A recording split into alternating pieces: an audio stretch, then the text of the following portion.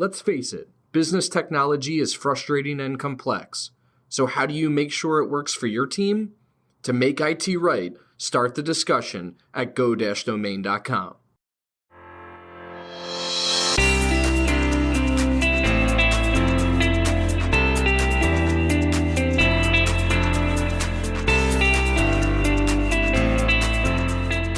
You're listening to Discussions by Domain, a podcast for business leaders.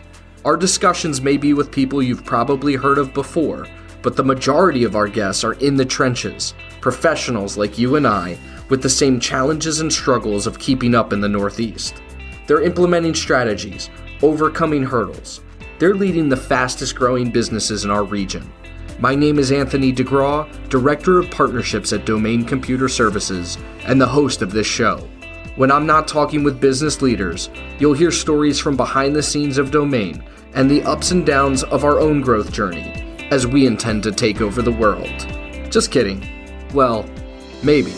Let's get into the show. Welcome to another episode of Discussions by Domain. I am your host, Anthony DeGraw, Director of Partnerships at Domain Computer Services. Today, we are welcoming Alex Melen, the co-founder of SmartSites. They are an award-winning digital marketing agency based out of Paramus, New Jersey. They are a fellow Inc. 5000 award winner, as well as a premier Google partner and top 250 in NJ Biz. Alex, welcome to the show. Good to be here. So Alex, real quick, before we get into the topic of today, which is all the data that you've amassed in the post or current COVID world, who's winning, who's losing, what are the trends you guys are seeing and how you're helping your customers. I always like to start with a random question so people can get to know you a little bit better. This question's about your morning routine. Do you have one? If so, what does it look like? And, what's it about? Yeah, good question. I don't really have one, it's tough. I have two small kids, so I think my morning routine revolves around their routine. Before school started, it was a different routine than now that we're trying to get it's back to virtual school for now.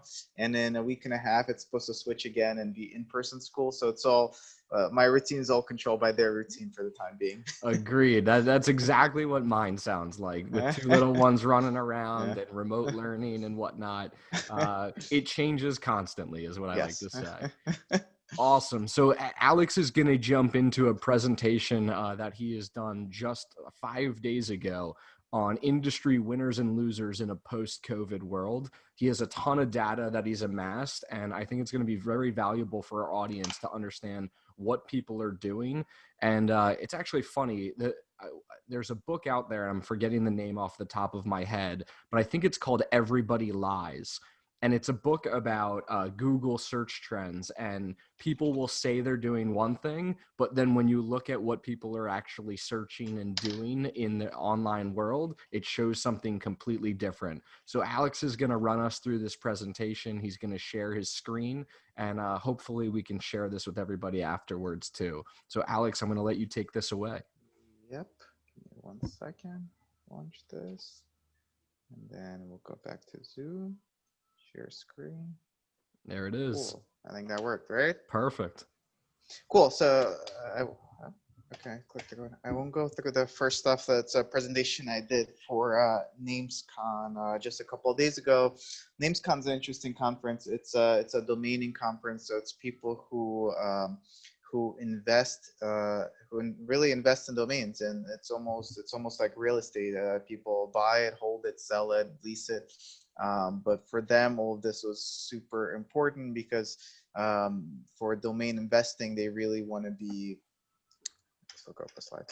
For domain investing, they really want to be ahead of the trends and really know all the micro and macro trends going on to really profit off domains. And aside from domains people already own, to buy new ones and invest in new ones, it's really all about being ahead of the curve. So that was the purpose of this presentation. But I think it's good information, general information for almost anyone to look through, especially in today's world where everything is changing so much. I'll skip the bad one because You already did the intro, but a quick 2 cents. SmartSites, the company I started with my younger brother almost 10 years ago now. We're top rated in a bunch of places. We have 143 full-time employees now, 6 offices, and growing at a good pace. And through all the work we do, we live in the digital world, so literally everything digital we do, from making websites, SEO, pay-per-click. But the goal of that we do, we're heavily involved with Google and have a very good partnership with Google, and through that we have a lot of data for which fuels all the charts I'll be sharing shortly. Before I go through that, just to give a higher level view. So I think I pulled this the day of the presentation, so even right now it's only a couple days old. So before we jump into the COVID world data that's mostly US based, just to look at the world view.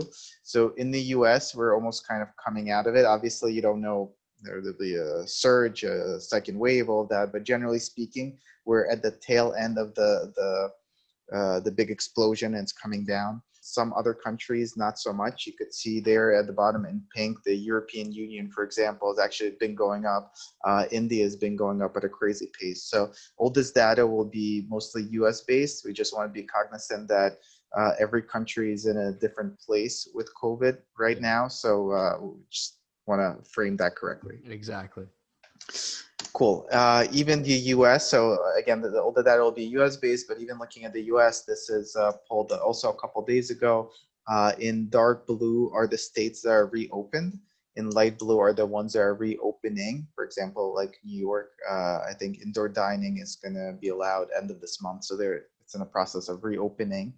Then you have the beige, light beige is pausing. So those are the ones that are reopened, but now are stopping the reopening plans. And of course, in I guess it's a orangey color, are the reversing. So California, Arizona, Texas, Florida, those 4 states alone make up a huge chunk of the US population. They're actually reversing. So they open and now they're pulling back. So even though generally speaking, we're getting to a better place with COVID and COVID response, it's still very state specific, and it's region specific, really. Yeah, definitely. Cool. So all that being said, so this is jumping into all the data. A lot of clients we work with and a lot of businesses obviously are seeing less demand, less consumer shopping, but actually from a survey Google did, and this was done really at the peak of the COVID craziness, just when everything started shutting down, when there was a lot of panic. 60% of the consumers said they're shopping as much or more. So even though all this panic is happening, in a lot of sectors of the economy, people are actually not shopping less, they're actually shopping more. And I'll walk you through some more of the data there. So there's definitely a lot of industries that are being hit very hard. Just for us, we work with a lot of small businesses. So off the bat, obviously, travel agents were the first to go. Companies that do business conferences got hit pretty hard. Restaurants got hit pretty hard. So there's definitely a lot of industries that got hit hard. But at the same time, I'll walk you through the data of the ones that were doing better. Very busy chart to look at, but the main thing you want to look at here is that in pink is our industries that are down year over year, and in blue are the ones that are up in terms of retail sales. So just eyeballing it, you could see across the board almost everything. Looking at the top level, I guess almost everything is up except consumer electronics, and this was the first couple of months of COVID. The other big thing to look for before we jump into the industry specific data is that traditional behaviors pretty much went out the window with COVID, and this still exists in random industries at random points in time. So the graph on the left is people searching for do-it-yourself ideas at literally at 1 a.m. I took the scale away because a lot of this is proprietary Google data, but it literally doubled the amount of people literally at 1 a.m. on their cell phone searching for do-it-yourself ideas. And on the right side, you see searches for toilet paper, which as almost everyone knows, people went crazy with in the US, and search volume for it actually multiplied by, I think increased by a multiple of 10,000. Wow. So it's aside from general industry trends, you just got to be cognizant of there's going to be micro industries and sectors that are going to have these crazy behaviors, and they still do. For example, right now, I think one more time again, toilet paper and Bounty is the search volume jumped. And during back to school season, tables, chairs, and computers once again jumped for a second time. It jumped for a first time March, April when people need to work from home. Now, second time when people are doing remote learning. So there's going to be all this weird jumps aside from like general trends. Gotcha. Cool. Jump into a general trend. So this is the all the industries. There's actually more industries, but I focus on the ones that increase, the ones that are seeing more interest and demand. So just from going from the top, fitness had the biggest increase. So these are year over year search volume increases. Fitness had a huge one, toys and games, food and groceries. And it's interesting. I think independently, if someone asked me to create this list, it would be hard for me to think of all of these. But reading through them, most of them make sense. As people are at home and every single gym in the country is closed, obviously people are searching for in-home fitness. But I don't know, any here that surprised you looking at it at this level? What do you think? Yeah, I think food and groceries does, mainly because I don't think people used to search for it, right? Yeah, Like if I needed food or groceries, I just went to the grocery store and got it. And I know Amazon and whatnot is starting to do the deliveries and all of that, but very interesting to me on that, just because I don't think, at least in my world, it's not something that I would have searched for. I would have just gone and gotten it. So that's pretty cool. And maybe that speaks to how people are going to potentially be getting food and groceries in the future. Um, yeah, I guess another thing too is in our world, IT, we know computers have gone through the roof, and we actually had, it'd be interesting to get your search data on computers, mainly because back in January 14th, 2020, Microsoft stated that Windows 7 would no longer be supported. And it took a ton of people to the last second to start to do that. So we already saw a huge increase in the chips, the Intel chips versus AMD chips, and laptops or computers with that. So interesting to see maybe the spike in January on computers, and then again in COVID times. And we've seen it where you're waiting on hardware to get to yeah. customers for a very long time. And interesting enough, too, my father runs an electronic recycling business here in New Jersey, and he mentions that he recycles, reuses, and fix up older laptops and resells them. And the same laptop that would have sold for $120 back in last year in 2019 is now selling for $220 in 2020. So yeah, just interesting things that I've been a part of as well. It's been a yeah for in the computer space, it's been a crazy market. I know for our company, I purchased like you said, we purchased a lot of computer equipment just for our employees, right? Just for office use, especially as we're in generally we're a growing company. We double in size every year almost, so Yeah. always a lot of new computers and stuff we're getting. So in January, for sure, like you're saying, we had a delay, and we ordered from Dell. So Dell usually has good inventory levels and good foresight into this stuff. So in January, we had a delay. A couple of things I ordered were back ordered and took a while to come. But then when COVID hit, it got really, really bad. I remember trying to buy laptops for some of our staff, and it was like, I think back order like 8 weeks or something Yeah. crazy like that. Yeah. And then again now, literally a couple of weeks ago, I put in another order and I just got a notification from Dell that got pushed back 4 weeks. Yeah. And you would think they had like the entire summer to prepare, right? This time it's not new that the increase in demand. People were expecting the back to school season to have increased demand, but just so much more than anyone anticipated, because I think a lot of people realize they're going to have to work from home more, or they're not going back to work yet. A lot of people are kind of making do with the computers they had. Their thought was maybe August, September, we'll go back to work. Schools will reopen, we'll go back to work. Obviously, that didn't happen in most states in the U.S. And then the whole back to school thing. Even my school here for my kids in New Jersey, up until 2 weeks ago, they were telling us it's going to be in-person learning. And then last second, they said they don't have the resources and it's going to be virtual for a couple of weeks. Well, virtual for a couple of weeks. I need to get computers for my kids, right? I need to set Yeah. up like and not just computers. I need to get like a mouse, keyboard, and then it just all adds up. I think looking at it at a micro level, there's amongst the whole industry jumping, there's been like products that just took like a huge jump, like webcams, for example, like a web camera. I think to this day, if you try to buy like a Logitech, like a brand name web camera, I don't think you're gonna be able to. Yeah. I think they've been maybe 2021 you'll be able to get one.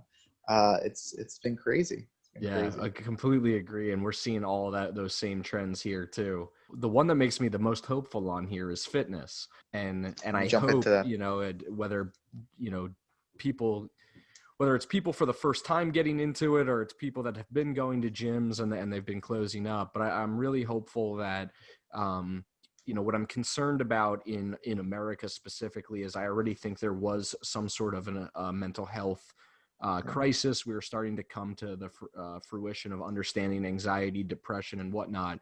And it's my personal opinion that fitness is one of those things that can really move the needle for people. At least it does it for me. And For I'm really sure. hoping that people start to get into fitness more. And what I'm scared about is because of quarantine, people are staying more and more home. They're setting Yeah. back and they're not getting out and about, breathing in the air, going for walks, basic things that'll help with mental health and even obesity and weight and things like that.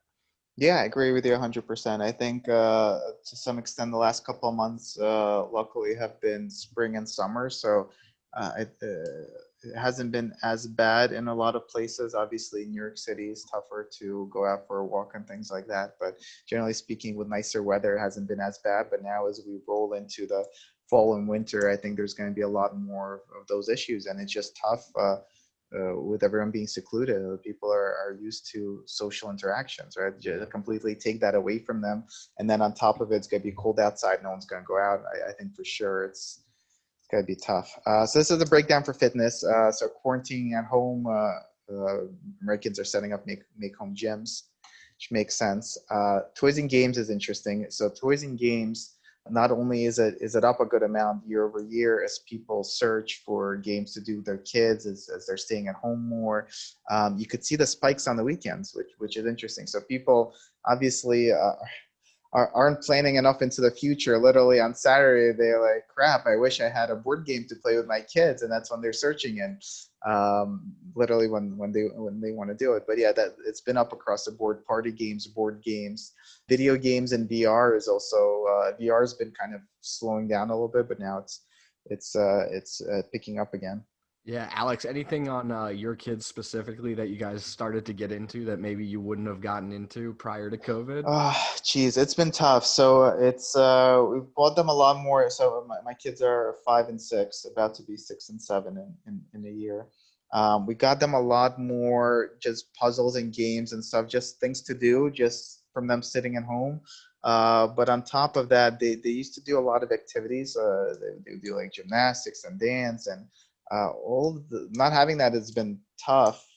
We built them like a mini gym in the basement and got like gymnastics mat, and we're just trying to like compensate for all these activities that they used to do, just that aren't, some are starting to come back, but I mean some really won't come back in the same way. Like virtual gymnastics is just not the same. And I give all these companies credit. They're all trying to do virtual dance and virtual gymnastics, but for like a 5 and 6 year old, doing virtual dance is Yeah, tough. completely agree. Yeah, the number one purchase in our house went to puzzles.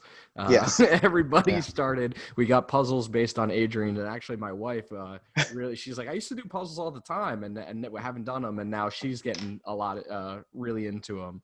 The other thing, It's as you funny. mentioned, like dance or gymnastics, my son, he actually just had his first jujitsu lesson in probably 6, 7 months now. In So person. it's yeah, in person. It's coming back, but it's Okay. it's a delicate balance. You're signing waivers, all this kind of stuff, and Yeah. I feel for them. Like they still have to run a business. They have to do things, and they know this. There's a certain way to do it and a certain way not to do it. And you're right. It connects. It's really based on age and where people are at. Yeah. Next one is the food one you were asking about before. So on top of grocery searches, a lot of people are searching for baking ingredients and how to actually bake things as restaurants closed. Yeah. A lot more people might be a good thing. I think just traveling around, I think the U.S. is at least feels to me a lot more restaurant dependent than Europe and Asia or South America. So it seems like that's swinging back with a lot more people now looking for how to cook at home. Same time, prepare foods and everything. But across the board, food stuff went up. Everything except weight loss food, which went the other direction. That's interesting. Interesting. Yeah, priorities. Computers. So this is a good one. This is super relevant to you. So this is a year-over-year computer searches. Computer accessories was the biggest increase. So that's webcam, mice, keyboards, things like that, followed by gaming computers and laptops. Awesome. Trying to And see anything. any here that seems weird to you, or it's pretty much in line? Have you, I guess, from the stuff you do, have you seen a higher increase in laptops and desktops, for example? Yeah, that's where I was going to go with this one. Laptops is up 62% versus desktops at 37, and that's what we've seen, especially with the need to move remote. You had a lot of employees that were maybe they only did their job when they came into the office, so a desktop computer at probably half of about the price of the similar type of laptop, maybe. So you would see companies invest more in those for individuals that were more stationary. And obviously, quickly that changed, and people needed to be able to do things both ways. So I think laptops are there. Interesting though, on desktops, we actually had this come up in our company. I don't know if you have had this come up in your company, but as people are leaving, specifically New Jersey, that's where we're located as well. Yep. We've had a couple employees that have asked us, like, "Hey, now that we're fully remote, is it okay if I move to another state?" And the answer is, yeah, absolutely. And we're starting to consider a lot more of that, and even bringing on people in all different types of regions across the country.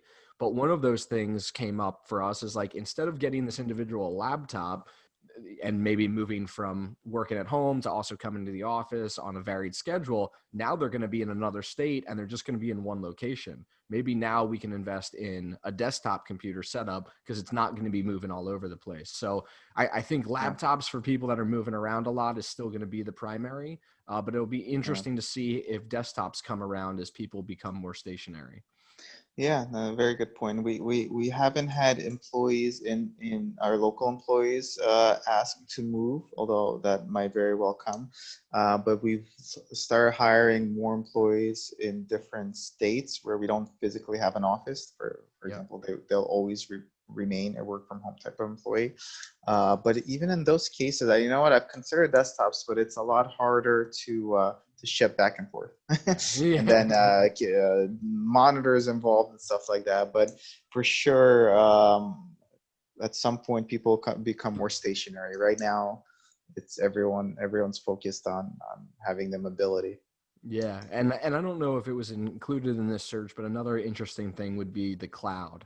And the cloud was already gaining traction and how people and businesses would utilize it. And you had the old school businesses. I'll Yeah, use like an attorney, a law firm, for example, that was very focused on where and how they were going to do things. But more and more times, we're even getting smaller and smaller organizations that want to consider the cloud in one form or another. And we haven't fully gotten to where the cloud in terms of pricing, whether it's AWS or Microsoft Azure or Google or whatnot, it's still very varied in terms of the pricing and complexity of that from what we see. But it'll be interesting to see how companies continue to move probably more aggressively in that direction. And then what we see after that is, what are the devices needed to connect to the cloud environment to perform my job activities? yeah, Some people, like especially in your world with the marketing and whether it's video or production or something, still going to need a pretty powerful device to do that. But as people that have just standard, I go to all these different SaaS applications to do my daily jobs and maybe a shared network drive, the cloud's going to make more and more sense. Yeah, absolutely. So all of this data is retail search. So it didn't have B2B stuff like that, but absolutely cloud has been increasing from the other presentations I've seen about it. Yeah. Cool. House and garden. So the rest are all not as interesting, but I'll go through them just to give everyone some context and cool data. Household supplies, and this is the toilet paper and all of that. What's interesting is consumption really hasn't increased, right? For I guess toilet paper, you could say you're more at home versus the office, but really household supplies consumption, Windex, things like that. The U.S. wide consumption hasn't really increased, but the amount of sales and the amount of searches for it has increased a good amount. And interesting to see. It's obviously panic mode, right? Yeah. People are afraid they're going to run out of toilet paper. It's just so funny to me that that's what we panicked about. Yeah. I It still wasn't don't. food. Food jumped up, I think, like 50%. The toilet paper is up like 10,000%. Yeah, it's just like doesn't make sense to me, but I get it, man. Pet medicine and overall pet stuff is up. Anything related to pets is up. People are, I think, are home more and just spending more money on their pets, but really everything pet related is up. Yeah, I saw a couple interesting articles around how your animals at home are gonna love the time and attention, but then once you go back, they're gonna have to deal with that as well. Yeah, So yeah, interesting. yeah. So this is appliances, similar, I think, to just general stay-at-home situation. Small appliances, microwaves, freezers, bread makers. Not only is it up, but it's literally and by far all-time high. More Yeah. people are searching for small appliances for their kitchen than ever in the history of tracked Google searches. That's insane. I have a real life story on this one not too long ago, probably 2 weeks worth of 2 weeks ago, a data point on this. We had a extra deep freezer that my Mm-hmm. brother bought for my wife when she was pregnant with our first son to store milk and everything like that. And I think it goes brand new for $150. And he was born 5 years ago. He's five, so it was probably purchased between 5 and 6 years ago. She listed it on the Facebook marketplace because she was bored. And within 2 hours, she had 35 requests to purchase that from her at $100. So For literally a sure. $50 drop off from, they're still listed for a 150, right? You can get them brand Yeah. new, but literally 35 requests within 2 hours to purchase that. I've seen that we listed some old sofas. Similarly, kids are a little older now, so we're moving things around. Um, similar situation, like 30 something messages, like selling at the same price they originally bought it for. As I think a lot, not a lot, but many colleges are going virtual. So college students have to stay at home with their parents. So the parents are like buying them sofas and couches and stuff. So similar. I listed it and like checked my phone like 2 hours later, like 30 messages. Very, Yeah. very weird times. VR headsets was a big increase. So this is for consumer electronics. Virtual VR headsets was the biggest jump. Oculus is actually coming out with their second generation of the original one. So that's going to be interesting to see if it drives anything. But for a while, and you can even see the left side of the graph, the blue line. But even going back to last year, VR has been kind of flat. It went up a lot when Oculus came out originally. Obviously, when their mobile unit came out, it blipped a little bit. But it's been increasing a lot more as people and I guess high school kids, college kids spend more time at home. Yeah, those things are pretty cool. We had an engineer on our team who brought one in last year. We had Friday lunches in the office, and we have a big projector and whatnot that shoots out onto our multi-purpose rooms, large Yeah. wall and all of that. And, everybody would try it on, do it, and you could see what they were seeing on the thing. It was super cool, very Yeah, entertaining. that's cool. I have one here. I always try to be like on where did I put it on top of all the trends. So I got it just as it came out. But it's like one of those things. Unless you have a lot of time and do a lot of gaming, there you go. Yeah. It's cool. It's really cool to show people. it's really cool. Like even I really enjoyed showing it to like my grandma and like my older people, like things even like the I think Google Earth they have, so like 3D maps, you like literally see. It's really really cool for them. So it's really cool to show people. The gaming in it is kind of cool, but ultimately I can't really say I use it much. But yeah, the technology is really cool. I really think there's a lot of potential for technology. Agreed. Cool. Sporting goods, we kind of talked about it in the home gym stuff, but same thing. Bicycles, skateboarding, basketball equipment, anything really for people to spend time doing, any kind of Exactly. activities. Home improvement was a big one too. It spiked a lot more later on. This data ends a couple months ago. Literally, people are at home more, so they're spending more time on their house.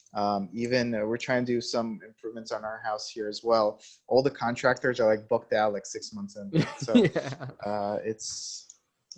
and I could, it's just such a disconnect too, because in my role I work with a lot of personally work with a lot of SMBs who are really suffering. I see their like restaurants, a lot of industries are, and then on the flip side you have other industries that are just doing amazing. So it's created such a big disconnect. yeah, you're so right. My next door neighbor owns a pool company, and he's in his 10th or 11th Oh, season, and he said that the last time this spiked for him was post 9/11 yeah, actually. I heard the same thing from a pool guy. Yeah, Yeah, and is everybody investing in staying home, staying close, not no. traveling, and his season has he works 14 16-hour days with no breaks, and his guys are busy as all hell. And to your point, there is positive in that. I see some of his employees being able to go out and purchase homes and stuff like that in terms of like a laborer job where you wouldn't typically see the ability or even the market to go and do that. And because of the industry and what they're doing and their W-2s and everything like that, you're seeing more and more people in that area be able to go and do other things too. So Yeah. interesting. Office stuff. So same thing as computers, desks, chairs. This data again is a couple months old, but spiked again now. A couple weeks ago, back to school, all the exact items spiked again. Yeah. And it's funny.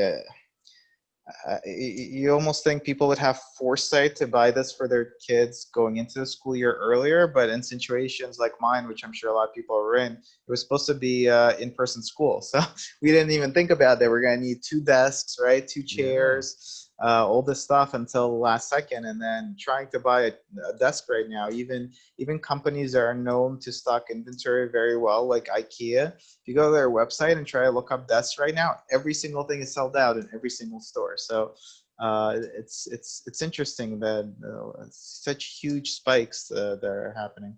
Agreed. That was the last one. So again, I'll go to the beginning to show all of the categories. So there's more that were negative. I didn't really go into the negative, but just really quick, auto parts was down, starting to come back up. In general, auto was down as people are at home and not using their cars. And dealerships were closed. Dealerships finally reopened.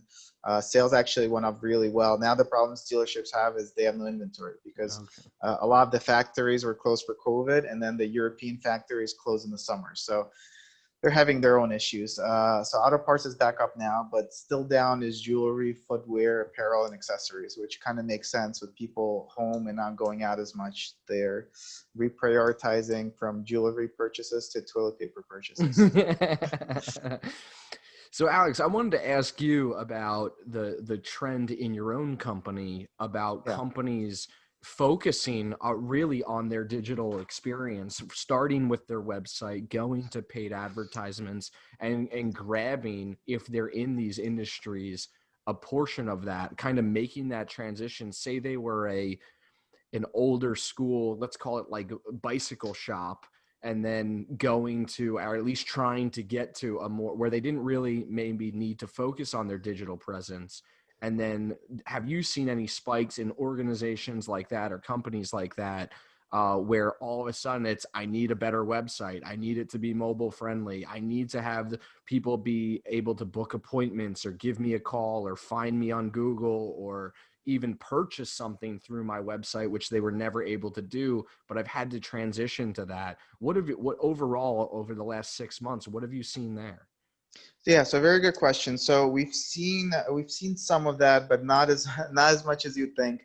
And you summarize it really well.